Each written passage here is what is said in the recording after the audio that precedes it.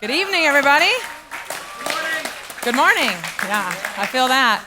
Is everyone who went on underclassmen retreat, are you guys recovered yet? No. Yeah, did you guys have to go to school on Monday? Oh, I'm so sorry about that. So sorry about that. Well, I'm excited to be spending the middle of the two retreats with you guys and also continuing the sermon series, Immeasurably More. And tonight we're going to be talking about immeasurably more wisdom. Immeasurably more wisdom. How many of you guys have ever done something just real foolish? Like you think back on it and it might just be really cringy, or you might have full-on regret, or it may have been like something you said, a text you sent, or something that you did. The text one got a couple of you guys in here, I do know that. When I was in middle school, I'm reminded of this story every single year around this time, because when I was in middle school, I went on a fall retreat with actually Blackhawk Christian Church. I did not go to the school, though. We just went to the church at the time. And so I was kind of the odd one out. All of these kids in the youth group went to school together. I did not. And I was also just a weird kid. And so it just didn't help my case. Also, being in sixth grade didn't help my case. So I remember I'm going into this retreat not having a lot of connections with people. And I decide that the best way to gain attention is to put duct tape over my mouth and walk around and act like I can't get it off, and to be really, really dramatic about it. I know that may not sound like a big deal to y'all, but I think back on it and it is so cringy because I can remember myself running around being super dramatic as a sixth grader, and then this eighth grade girl eventually just like ripped it off of my face. And I was like, okay, all right. But what makes things worse is that exact same camp that happened in is the same retreat center that we go to for winter retreat. So I can't escape it. The humility just follows me as I go. And I know that story in and of itself is pretty harmless. It does take a hit to my ego when I think about it. But a lot of times I think we're afraid to make the foolish choice when it comes to making decisions. A lot of us are in this room are going to be faced with a lot of different decisions in life. Some of you guys right now are trying to figure out college. You might have 2, 3, 4, 5 choices, and you're like, how do I even choose? Because sometimes the answer is really obvious, right? Sometimes we come up with a decision, and there's a foolish option, and there's a wise option. And we know what to do. We know which one's the best option. Do we always choose it? Maybe not. But when it comes to something like choosing colleges, they all might kind of seem pretty even. And you're like, how am I supposed to pick which one to go to? Others of you guys, maybe are trying to figure out if you should remain in a certain relationship or not. Been there, done that. It is not an easy thing, and you're trying to weigh out all the options. You've got the pro-con list going. You're like remembering all the things, and it's not easy, but you're trying to make a choice. Maybe some of you guys are struggling with a friendship, and you need to have a tough conversation with them, and you're not quite sure how to navigate that because you want to be kind, but maybe you feel like things have just not gone well over the last several years or several months. Some of you guys are in family situations where you just kind of feel lost.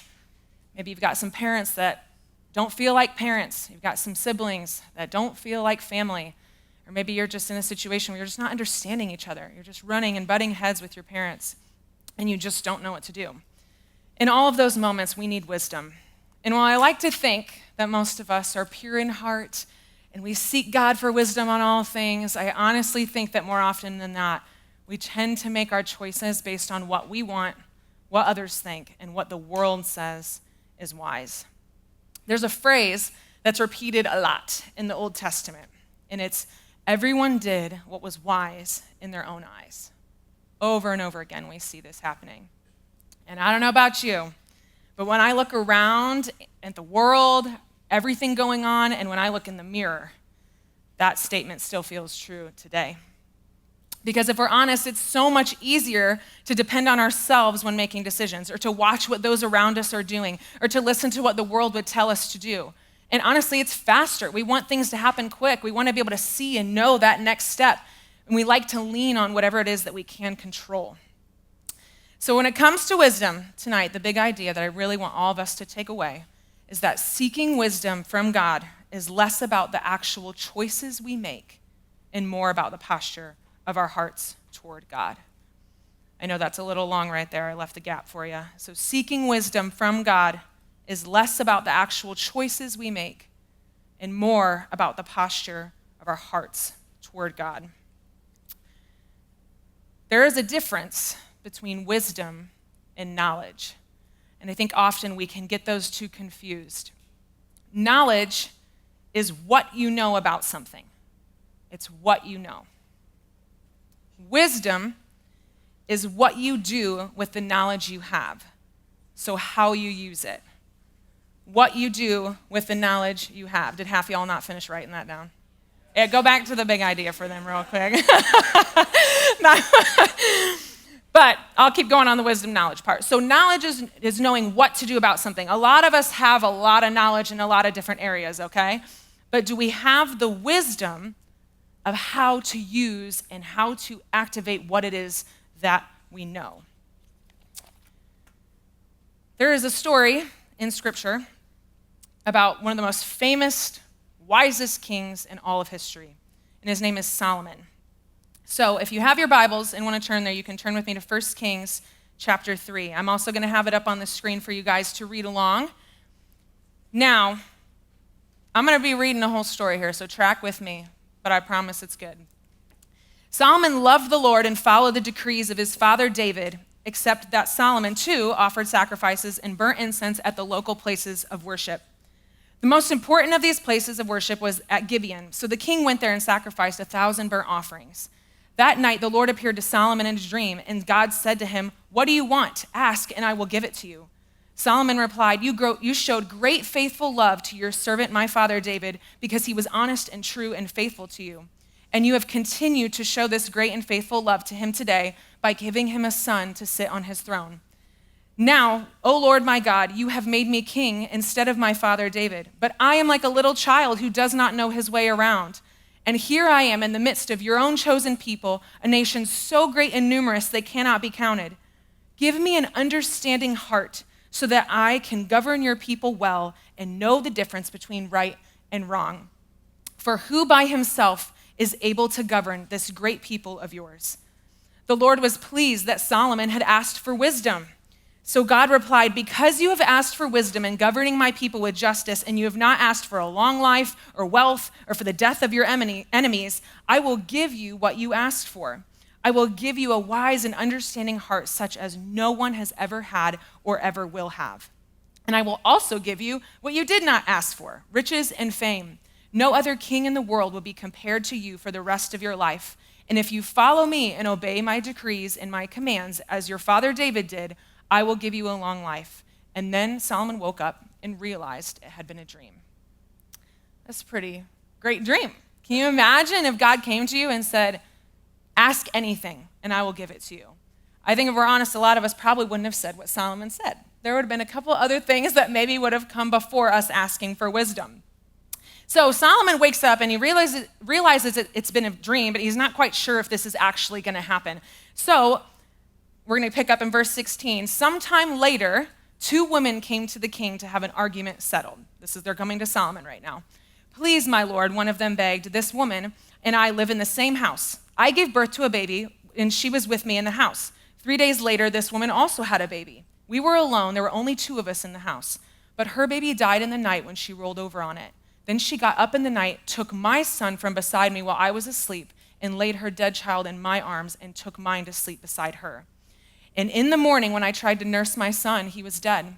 But when I looked more closely in the morning light, I saw it wasn't my son at all. Then the other woman interrupted and said, It certainly was your son, and the living child is mine. No, the first woman said, the living child is mine, and the dead one is yours. And so they argued back and forth before the king. Then the king said, Let's get the facts straight. Both of you claim the living child is yours, and each says the dead belongs to the other. All right, bring me a sword. So a sword was brought to the king, and he says, Cut the living child in 2, give half to one woman and half to another. And then the woman who was the real mother of the living child and who loved him very much cried out, Oh no, my lord, give her the child. Please do not kill him. But the other woman said, All right, he will neither be yours nor mine. Divide him between us. And the king said, Do not kill the child, but give him to the woman who wants him to live, for she is his mother. And when all of Israel heard the king's decision, the people were in awe of the king because they saw the wisdom that God had given him for rendering justice. I don't know what I would have done in that situation, but I probably would have just gone in circles with them. And so the wisdom that God had given Solomon in that moment was just amazing. And everyone started becoming just so enamored by what he had to offer.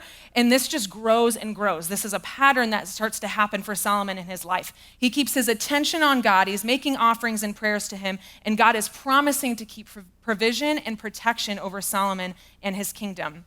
However, God also warns him, but if you or your descendants abandon me and disobey the commands and decrees I have given you, and if you serve and worship other gods, then I will uproot Israel from this land that I have given them, and I will reject the temple that I have made holy to honor my name.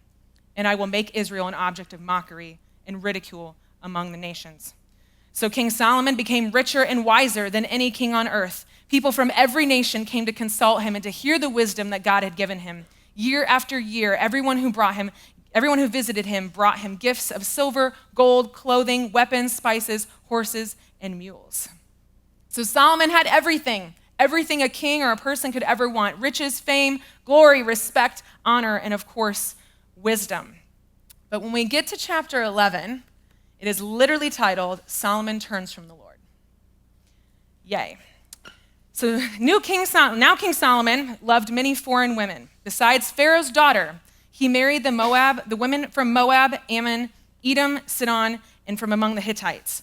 The Lord had clearly instructed the people of Israel, you must not marry them, for they will turn your hearts to their gods. Yet Solomon insisted on loving them anyway. He had 700 wives of royal birth and 300 concubines. And in fact, they did turn his heart away from the Lord. Yeah, you can say wow at that. That's a choice. And yeah, and Solomon, but this is what happened. They did turn his heart away from the Lord.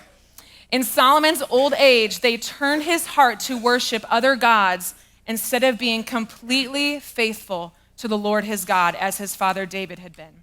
The Lord was very angry with Solomon, for his heart had turned away from the Lord, the God of Israel, who had appeared to him twice. He had warned Solomon specifically about worshiping other gods, but Solomon did not listen to the Lord's command. So now the Lord said to him, since you have not kept my covenant and you have disobeyed my decrees, I will surely tear the kingdom away from you and give it to one of your servants. It's kind of a bummer, right? Where Solomon's on such a good track and he has everything and he starts out so well. So what in the world would have made him have this entire 180? And we want to move forward in spiritual wisdom, not like Solomon did. Solomon was the wisdom that was offered him, he didn't necessarily use it. And I think that that's something that we can learn too, that the wisdom that God offers us, it doesn't guarantee that we're going to use it. So I think there are 3 things that we can specifically focus on when we're seeking wisdom from God. The first one is we need to recognize the need. We need to recognize that we need God. And in turn, we lack something. Each and every single one of us lack something. Solomon did this really well in the beginning. Because of his age and his lack of experience and understanding, he recognized what he lacked and what he needed. And so when he turned to God, he was like, I need wisdom from you because I don't have all of these tools for me to run this kingdom. And I think so often in our culture, we're taught not to have needs. We almost can't stand the thought of us lacking something. I mean, look at what we're searching for. Everywhere, we're searching for fulfillment in relationships, fame, money, satisfaction, anything to patch up that hole where we feel like we have a need because we want to be self-sufficient. We want to be independent from needing God or other people. Have you ever watched someone who clearly needs some help and they just won't accept it? I don't know about you, I was literally in Costco the other week and I'm watching this woman. She is probably about 8 inches shorter than me, little bit older than me, and she's trying to stock chips on this high shelf all the way in the back. And I'm watching her just try to reach and hurl them up there, and it's not working. And so I walk up to her and I'm like, hey, do you need a little help? Because I'm standing a lot taller than you, and I'm thinking, okay, I can just kind of help you reach. And she just says no, politely, she says no, and just goes on trying the same thing over and over. And I'm looking at her and I'm like, unless you have a step stool, you're not gonna get it. You're not gonna get this where it needs to go. And I think that's so us though, all the time. We have this pride in this, we just don't wanna be seen as weak or vulnerable or like we need something from other people or we need something from God. But in order to receive the wisdom that God has to offer us, we have to humble ourselves and admit that we need him. We cannot do this on our own. A popular verse that some of you guys might know is Proverbs 3, 5, and 6. Trust in the Lord with all your heart and lean not on your own understanding. In all your ways acknowledge him, and he will make straight your paths. Now we usually stop right there, but I want to read verse 7 to you. Be not wise in your own eyes. Fear the Lord and turn away from evil. We see that phrase yet again. Be not wise in your own eyes. And they're saying that as a result to leaning on our own understanding. When we navigate from a self-sufficient heart posture, we're leaning only on our understanding of things. And I don't know about you, but my understanding is very limited. I might understand a little about a lot or a lot about a little, but I do not have the understanding it needs and it takes to obtain the wisdom from God that I need to make the decisions that he wants me to make. So we think that we know what we need to do, and how we need to do it. But this is not reflective of the wisdom that God wants us to have. I just want to ask, just take a moment of reflection. Do you feel like you need God? Do you feel like you have a need for him? Or are you kind of just operating on your own? The second thing that I want us to focus on when it comes to godly wisdom is we need to shift our dependence and trust. We need to shift our dependence and trust. Again, Solomon started pretty strong here, but we see once he began to obtain all that fame and glory and success and wealth, and his reputation was amazing, he pivoted from depending on God and trusting his ways and started to depend on himself. He had all these things. He didn't have a need. He didn't lack anything. And he had all of this set up in front of him. So why would he need to depend on God when he so clearly has it all himself? Now, I don't think we know exactly when we read his story where that pivot happened, right? We just kind of start in one spot and then boom, he's sacrificing to other idols. But I think it was just a slow fade. I don't think it happened overnight. And I think what began to cloud his judgment was the difference between earthly wisdom and spiritual wisdom. There's a huge difference here. Earthly wisdom is knowing what to do or what not to do, usually for the benefit of yourself or those closest to you. Earthly wisdom is not sharing everything about yourself online. You ever scroll and you see someone that is just like, why did you do that? They're just way oversharing. Like, it just doesn't even make any sense. Or people that just expose parts of information that they don't need to do, like their address or just something else. Like, we all know this. This is common sense, but people still choose to do it. But I would say things like that, not running yourself into debt, working out, eating healthy, like all of that is just earthly wisdom. That's stuff that makes sense. It should be intuitive, and it should be pretty simple and easy. That's what earthly wisdom is. Now, spiritual wisdom is knowing what to do or not to do for the benefit of others, but for the benefit of the kingdom, and even sometimes to our own detriment. So, for example, going to a certain college that may not make sense. I can think of so many examples of people. One of them you guys know is Brad Bullock. He went to Purdue for an engineering degree. He actually had a full ride to, I think it was Rose-Hulman. It's a major engineering school. Full ride there, still chose to go to Purdue.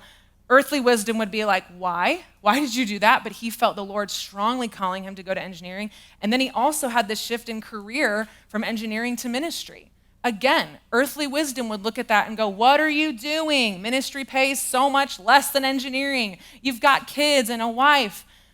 But Brad was following spiritual wisdom. He was following the voice of God.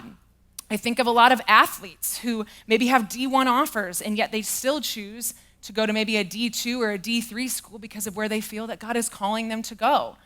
It's things that just don't make sense, and the world is going to look at us and go, why would you do that? But our only answer is when we're trusting in God, we're following that spiritual wisdom. So spiritual wisdom, it sometimes doesn't make sense. It can be counterintuitive, and it can be hard to find. The shift from earthly wisdom to spiritual wisdom is from control to trust. We have the power to choose, right? When we're in earthly wisdom. We can choose what feels logical or feels right in the moment, and we can depend on ourselves. Again, not having that need.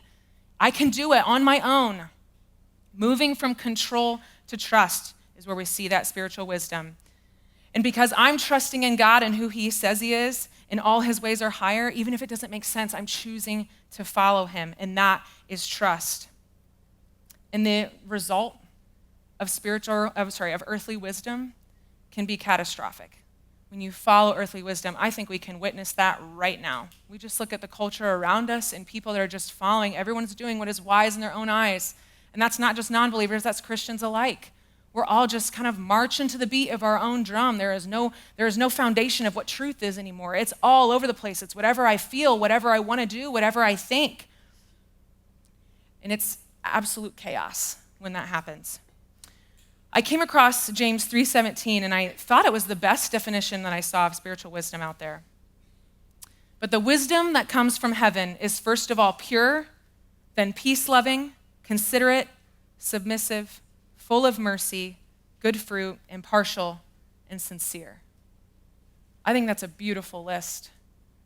And how often, when I'm navigating from a self-righteous posture, from a posture of thinking I don't need anybody or anything to make my decisions, am I navigating from a list that's quite different from this? I actually wonder if we looked at the concept that if everyone did what was right in their own eyes, and we just kind of altered James 3:17 to fit earthly wisdom, I think this is what it would say. But the wisdom that comes from doing what is wise in your own eyes is corrupt, it's troublemaking, it's thoughtless, it's defiant, it's revenge and judgment driven, it's prejudice, and it's hypocritical. I think often we go in with the intention of wanting to carry out James 3:17. We want that to be the posture of our heart. But when we go in not fully depending and trusting in God, it opens the door for that alternative to take place. Seeking and trusting God for his wisdom may mean that we don't see the whole picture. It may mean that we don't have all the answers up front. It may mean that it doesn't make sense in the moment, and it may mean that we have to let go of something that we really care about. But we are in the hands of a God who loves us and knows what's best and who's following James 3:17. He doesn't just want that for wisdom in general. He wants that for us. And so if that's his heart posture, why would we not trust him? It's because we don't have the control. So we want to shift that from control to trust. And the third and last thing that I think that we need to focus on for godly wisdom is to hold fast your focus. Where are your eyes fixated on? If you were to think even just right now, just say, what is the one thing that you are so fixated on? It might even be a good thing, but are you so fixated on it that your judgment is clouded and that you can't see anything outside of that one thing? This is where it got detrimental for Solomon. He moved his eyes off of the Lord and onto his wives and the gods that they were worshiping. And that was what he felt was most important. And in that moment, Solomon's true heart was revealed. What it is that we're focusing on, what it is that our eyes are fixated on, is what we care about. James 1:2-8 says, "Dear brothers and sisters, when troubles of any kind come your way, consider it an opportunity for great joy. For you know that when your faith is tested, your endurance has a chance to grow. So let it grow. For when your endurance is fully developed, you will be perfect and complete, needing nothing. If you need wisdom, ask our generous God. He will give it to you. He will not rebuke you for asking. But when you ask him, be sure that your faith is in God alone. Do not waver. For a person with divided loyalty is as unsettled as a wave of the sea that is blown and tossed by the wind. Such people should not expect to receive anything from the Lord. Their loyalty is divided between God and the world, and they are unstable in all that they do." That phrase, divided loyalty, is talking about our heart posture. It's talking about our focus. And because Solomon's loyalty was divided, he lost wisdom. Because true wisdom shapes your heart, not just your choices. And if I'm honest, I know my heart is often divided when I'm asking for wisdom. For the longest time, I just thought it was about picking the right path. I thought wisdom was just being revealed in some sort of a way, what the right way to go was. But in reality, I wanted God to show me the right way so I didn't fail. I didn't want to experience what it was like to fail. And because I care so much about what other people think, I was afraid that if I let God tell me what to do, it would be the opposite of what I wanted and the opposite of what would please those people.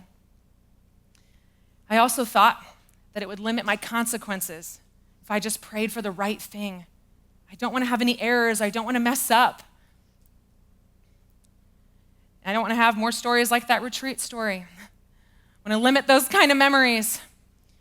And while godly wisdom does help us with making decisions, don't hear me say that it doesn't help us with decisions at all. But if the focus is on myself, if my heart is in it for me, I'm going to miss out on the spiritual wisdom to give God the glory.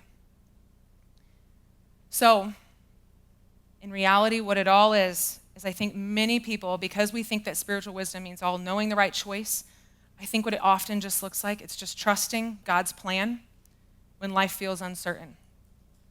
It's trusting God's timing when things aren't happening fast enough. We live in such a microwave world. Everything, we want it faster, faster, faster. And the moment that there's a delay, we move in so swiftly with impatience that we don't even give a chance for God to speak or to move. And it's trusting God's truth over feelings, opinions, or cultural trends. That one's probably the hardest one for me. I don't know about you guys. There's so often that what I feel or something that I feel really strongly about or have this thought around, or I'm watching what other people do, can so easily pull me away and shift that focus from off of God and onto my own successes, what I think will work. So, as we close, I have 2 questions for you that I want you guys to pivot in your mind when you're coming into situations where you need wisdom. Instead of asking, what is the perfect decision? Ask, am I trusting God with this decision? Instead of looking for the right and wrong, because frankly, God does not have this blueprint laid out for your life, nor does he want one from you to try to follow. God is so much more concerned with your heart because your heart will impact your choices. If your heart is following the Lord and you're walking in step with him and you're battling between 2 colleges and you can't figure it out, the Lord will go with you wherever you go. Unless there is clearly a sinful option in picking one over another and you're just like, I just want to go where you want me to go, Lord. Maybe he's giving you the option to choose. And you get to choose where you maybe want to go. And he's going to be right there with you every step of the way. If you make a different turn than what God would have wanted, when we have that mindset, we're constantly running face to face with perfection and failure, and we're not going to ever get where we need to go. We're going to be so concerned with making the right choice that we've missed the Father's heart in all of it. So the second question that I want you guys to ask yourself, instead of saying, I need to know all the answers first, say, I need to trust the one who does. That's what's so enticing about earthly wisdom, is we have all the answers. Google AI is crazy. Y'all ever had a conversation with ChatGPT? It's wild. Me and her, we had a real good spiritual conversation this last week. I was asking her a lot of good things. Anyway, but we wanted, I heard that. We need to know all the answers first. It feels good to know all the answers first. Honestly, it's embarrassing. I've lived in Fort Wayne my whole life, and I still use my maps to go anywhere for anything because I want to know the next step. I want to know the fastest route to get there. Efficiency is my middle name. Like, I want everything to be laid out and smoothed out in front of me. And sometimes I think, even with being, I think efficiency sometimes is really great, okay? Like, we get things done, I really love that. But sometimes I wonder if by my over-preparedness, I'm actually kind of erasing an opportunity to watch God move.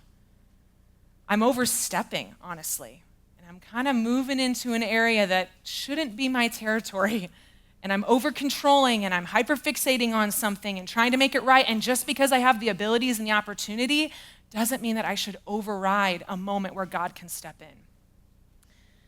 So am I trusting God with this decision? And I need to trust the one who does. So as you guys just go into this next week, this next season, some of you guys have a lot of decisions you need to make soon. Some of you guys aren't quite there yet, and that's okay. But let's lean into God for his wisdom. Because when we look at James 3:17, we look at that list, that is what he has in store for you, for us, when we pursue his kind of wisdom. And when we don't, even if it looks wiser in the moment, or even if we feel like it feels more clear, it doesn't necessarily mean that it's going to get us where we want to go. So that's my prayer for you guys. I'm going to pray for us, and you guys will be dismissed. Jesus, we just thank you. We thank you that you always offer a better way. And God, I'm so sorry that we have decided that we are better sometimes, and that we know what's best, and that we tend to follow our own hearts and our own ways, or what the people around us are saying. God, I just pray for humility. I pray for eyes to see what it is around us that we need to let go of, and where we need to step into your wisdom and not leaning on our own understanding. Let us acknowledge you in all of our ways, Lord, so that you will make our paths straight. In your precious Son's name, Jesus, amen.